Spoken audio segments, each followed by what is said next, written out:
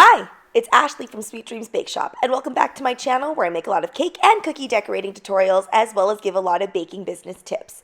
And today we are on day 4 of the 12 days of Christmas cookies. Now I know this is all supposed to be the same dough and we do different things with that dough, but we are going to need a lot of royal icing for the things that I have coming up. So I thought I would show you guys how to use up your leftover royal icing.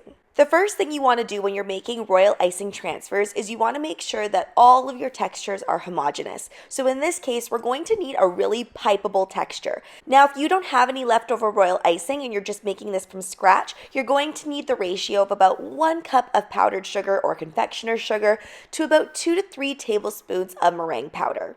I had some leftover royal icing that was way too thick, so I added a little bit of water. You'll know that it's too thick because it's honestly like paste and it doesn't spread at all and it's very dry to the touch. You need it to be a little bit wet, kind of like a very stiff peaked meringue.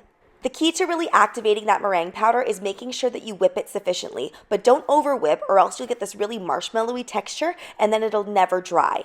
I placed one of my macaron templates underneath this nonstick mat, and what I love about the nonstick mat is it makes it really easy to scrape things off if you don't like the way that they've turned out. It's also going to allow this to bake very evenly. I'll show you later on what the bottoms look like, and I hope you love it and appreciate it as much as I do. Now I'm using a star tip, but really any tip that has kind of a ruffled edge to it, like a French tip, will also work. I don't end up switching up the tips, but if you want to make lots of different textured wreaths, then I suggest that you use a plastic coupler like I have so that you can easily detach the different tips. Even using a rounded tip would work really nicely for this as well. It'll just come out with a different looking wreath.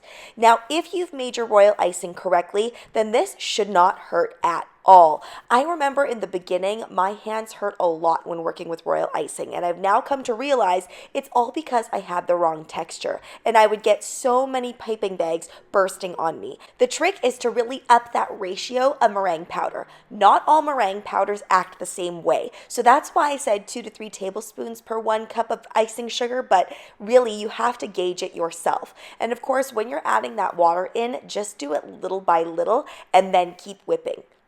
Another little tip for this, because you are going to be using up a lot of royal icing at once, I put a clip at the top of my piping bag for this, and then I kind of twist it halfway down so I have more control. So I'm not piping with this giant piping bag, but I also don't have to keep refilling. You'll also notice for this that I did one half and then I did the other half, and that is solely because I don't want to keep turning my pan around. Another idea that I have here is just a star tip. So if you're not comfortable doing that swirling motion that I was doing, go ahead and create star tipped wreaths. And you can also stack the stars on top of each other so it comes out with a nice puffy wreath. Another piping technique that you can use is kind of the seashell border technique. So you'll notice I'm starting at the edge and then I'm dragging it. And when I do that, I kind of bring the piping bag up and then drag down. And of course, you want to stop piping when you're dragging down. That was one of my biggest issues. I never stopped squeezing the bag, and then of course everything would be going everywhere. So this one is really great once you get the hang of it, and it feels really good to pipe. And what the nice thing is that it comes out with that nice ruffly border, but I feel like I don't have to personally turn my pan around for this because it's a lot easier than that swirling technique all the way around the border.